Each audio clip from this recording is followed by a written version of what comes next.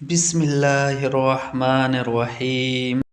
حضرت ابو ہریرہ رضی اللہ تعالی عنہ سے روایت ہے کہ رسول اللہ صلی اللہ علیہ وآلہ وسلم نے فرمایا، جو آدمی سفر وغیرہ کی شرعی رخصت کے بغیر اور بیماری جیسی کسی عذر کے بغیر رمضان کا ایک روزہ بھی چھوڑے گا، وہ اگر اس کے بجائے عمر بھر بھی روزے رکھے تو جو چیز فوت ہو گئی وہ پوری ادا نہیں ہو سکتی۔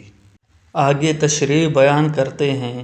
حدیث کا مدعا اور مطلب یہ ہے کہ شرعی عذر اور رخصت کے بغیر رمضان کا ایک روزہ دانستہ چھوڑنے سے رمضان المبارک کی خاص برکتوں اور اللہ تعالیٰ کی خاص الخاص رحمتوں سے جو محرومی ہوتی ہے، عمر بھر نفل روزے رکھنے سے بھی اس محرومی اور خسران کی تلافی نہیں ہو سکتی۔ اگرچہ ایک روزے کی قانونی قضا ایک ہی دن کا روزہ ہے، لیکن اس سے وہ ہرگز حاصل نہیں ہو سکتا جو روزہ چھوڑنے سے کھو گیا۔ پس جو لوگ بے پرواہی کے ساتھ رمضان کے روزے چھوڑتے ہیں، وہ سوچیں کہ اپنے کو وہ کتنا نقصان پہنچاتے ہیں۔